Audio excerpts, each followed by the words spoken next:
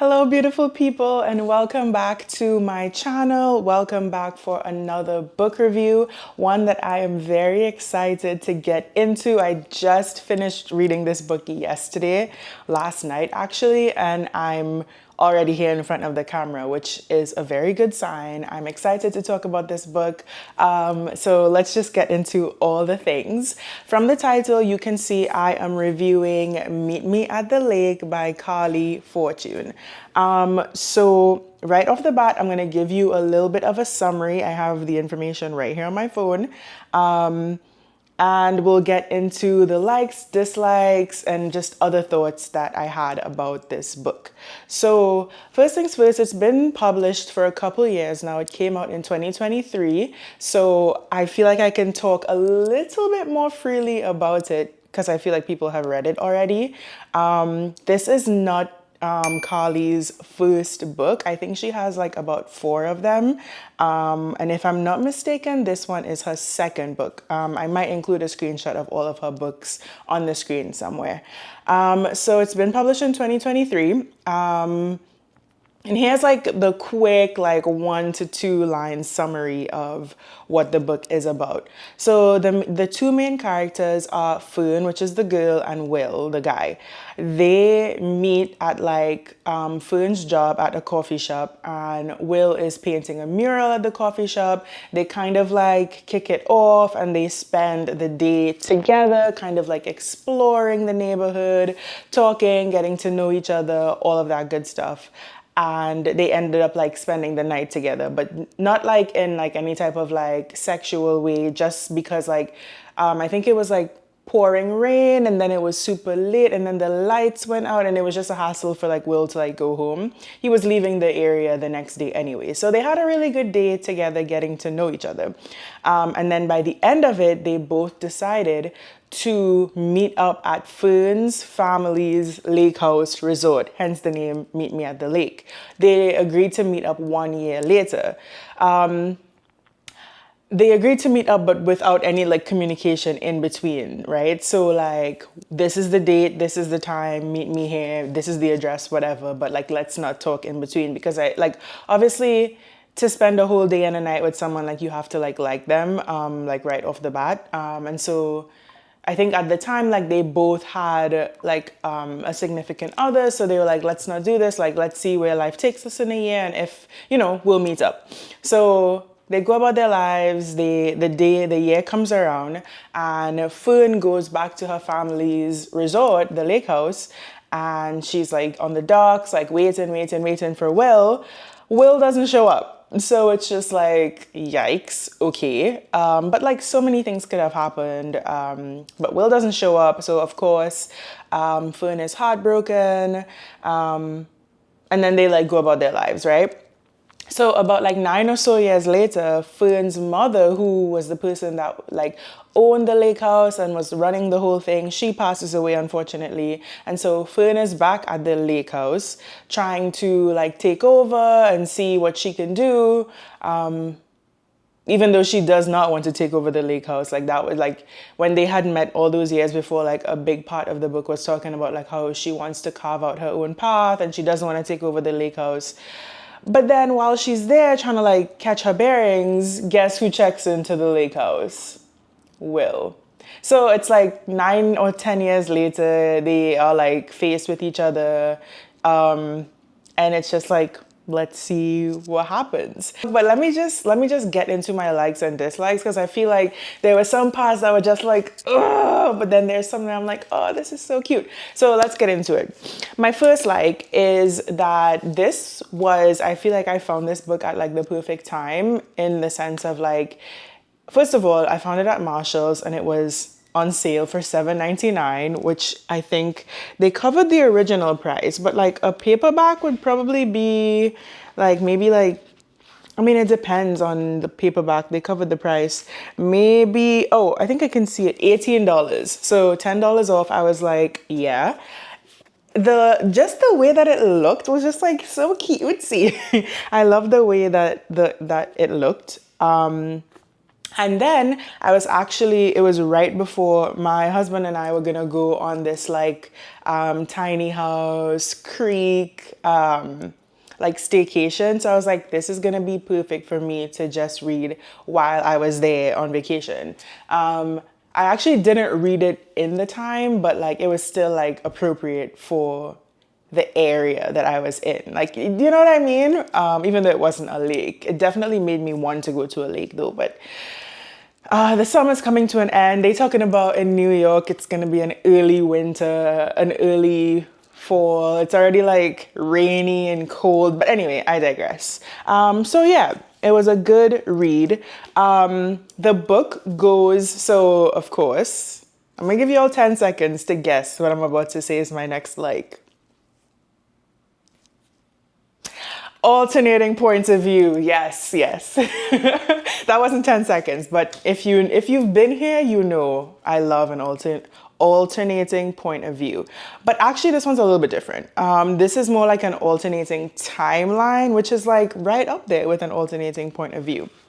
So in the book, it shows like different timelines. So this one says June 14th, 10 years ago. So this is giving more of the story of when they had first met. And then there will be some chapters where it just says, let me see if I can find one. So they're showing 10 years ago, and then they're showing the ones that just say now. So they're giving you story about what their day and their night was like 10 years ago, and then they're giving you updated of like them meeting and interacting with each other now in the present at the resort. I love that. Like you literally get both stories just like going side by side and like building up the like narrative, which was really great. I love alternating point of views and I love alternating timelines. Like if you have that in a book, I'm like more inclined to buy it. Like I feel like I need like a t-shirt or a sweatshirt that says alternating something. Y'all could help me out in the comments. I know someone gets it. Anyway, I loved that it was the main story, but then also throughout the book, there are diary entries. So I said Fern went back to her mother's, her family's resort because she needed to take over. And while she was there, she started like going through her mother's like old diaries.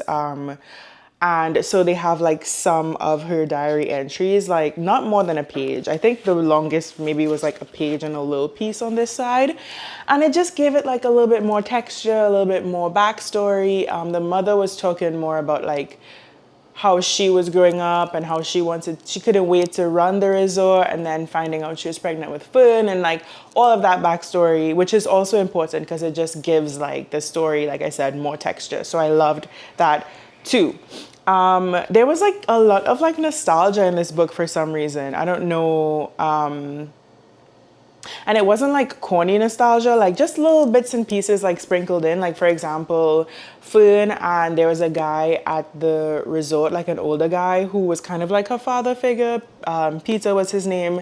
They would like make CD mixes or like mixed CDs for each other and like bond over music. And like I never really like made mixed CDs because I think that was like a little bit above or like the generation right above mine. But like I benefited from it because I would hear them.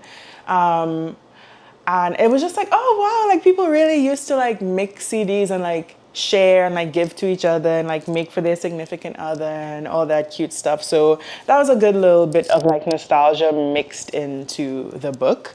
My other like, what number is this by the way? 1, 2, 3, 4, number 5. This, I actually really liked this book.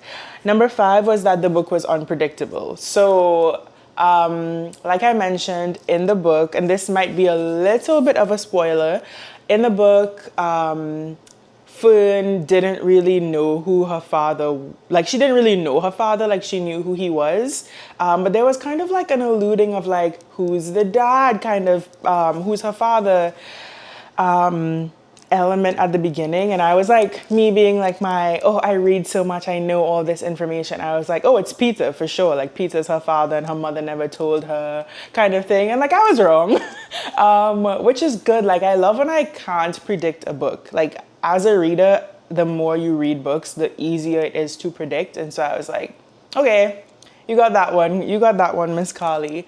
And there was one other thing, like closer to the ending, which I won't ruin for you guys, where I was like, oh, wow, I wasn't expecting that either. So I love when a book is unpredictable. There was a happy ending, which I'm very, very happy about. Like I said in previous videos, wrap it up nicely for us. Please do not leave us hanging. We already read through the whole book and had to endure all of this trauma. Wrap it up nicely. And I thought that Carley Fortune did. And then the last like that I have, but one of my dislikes kind of turned into a like anyway, so I guess the likes continue. The other like that I had was that at the end of the book, there was some discussion questions, and as someone who has hosted a book club before, these are just good to like start, and then you can build from there or like craft more questions from here. And I love when books give discussion questions, even if I'm not like actively running a book club, but it was still good to like look through and think deeper about the book. So yeah, those were all of my likes. I only have one dislike that I said turned into a like by the end, so let's talk about that one. So without giving away too much, I just feel like Will was a little bit of like a coward. And then I felt like Fern was a little bit too pushy, or like, not really pushy, but like, this is really it. I was like reading it and I was like, girl, you really putting yourself out there, like in a way that like, is kind of like, ugh, could it be me type of vibe, you know? Of like really, like she loved Will and she was gonna put herself out there as much as possible, even when Will wasn't really giving her back the same type of energy, like she was still going for it. And like, I feel like that, there was a good chunk of the book where I was like, okay, like, I don't know about this, like stand your ground kind of thing towards Fern. And from the reviews, people also were like, yo, this is crazy. But yeah, it definitely like challenged my like relationship stereotypes for sure. But then, so when I was done reading the book and I had like the ending was nice and all that good stuff, there's a part of the book which I usually don't really see in a lot of books. After the acknowledgements, there was a section called Behind the Book. And it was like a few pages well of the author kind of like discussing some of the things that she was dealing with in her own life that factored into the book, and then explained why Will was acting the way that he was acting. And I feel like after reading that, I was like, okay. So I really actually didn't dislike the characters. I just now have a better understanding of them. And so now this is no longer a dislike, this is more of like a like, if that makes sense. Like the behind the book essay part of the story. And it makes me feel like the people that were on like Goodreads, like I'll see if I can like scroll and show y'all some reviews and like put it on the screen somewhere. The people on Goodreads were like, 1 star, this book is trash. Like people actually have like personal beef with Carley Fortune, I think because like most of her books have like a certain type of like theme. Which I don't know if I'll read any of her other books, because I feel like this one was more of like a cute one and done type of thing. But people had like really bad reviews. Like people either gave it 1 star or like middle or like 5.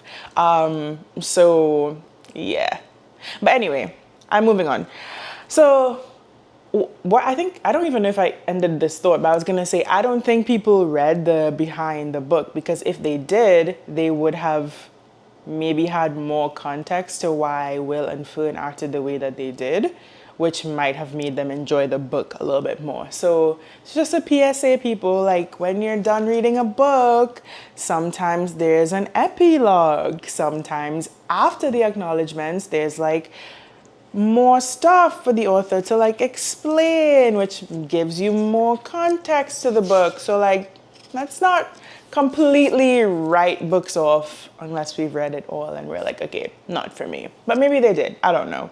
And you can let me know what you thought about the book and the characters, and if you read that last part of like the behind the book, if that helped you enjoy the book more or less, because it could go either way with people, right? Everybody has their own thoughts and feelings. And then the last part I will say is that the themes, and there's really just like two main themes in the book. So like I said, Fern didn't want to come back to the lakeside resort to like take over for her mother. So it's more of like following the theme of like carving out your own path versus like following in the footsteps of like your parents and your grandparents, and what that might look like for each person's lives. Because for some people, it's like, yes, I get to follow in my parents' footsteps and like keep the family business going. And for some people, it's just like, I want to carve out my own path. I don't want to keep doing what you all have been doing for 100 years. So I think that's always like a good topic or theme to like discuss. And then the other one was surrounding like postpartum depression or postpartum OCD, which I feel like I didn't really know much about, which Carley also says in the book, of like, you hear about postpartum depression, but you don't really hear about postpartum OCD and how that can affect you, your relationships, your family, all that good stuff. So like, if you're like me and you've never heard about it, it's good to like read about in a book. And pretty much that's it. On Goodreads, I actually kind of went like back and forth with this of like how much I wanted to actually rate this book.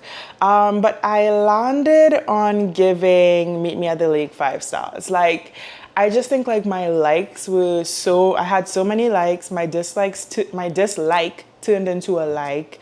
It was like I wanted to keep reading to like finish it and see where the story goes. So I know it's not a popular opinion to give it 5 stars, but it worked for me. So yeah, let me know in the comments if you've read this book before or any of the other books that Carley Fortune has written. Let me know what you think about Will and Fern, and then some of the things that she discussed in the behind the book essay. And yeah, I'm gonna recommend this book, especially as summer's like, well, I don't want to say summer's winding down because it's not. So I'm going to recommend this book as like a cute, cozy summer, lakeside, poolside, creekside, riverside read. Let me know in the comments what you think. And of course, I will see you in the next video. Please, please, please don't forget to like, and subscribe if you haven't already. Subscribe for more book reviews, and share with someone that you know is trying to get back into reading or who has a love for reading. And I'll see you in the next video. Bye.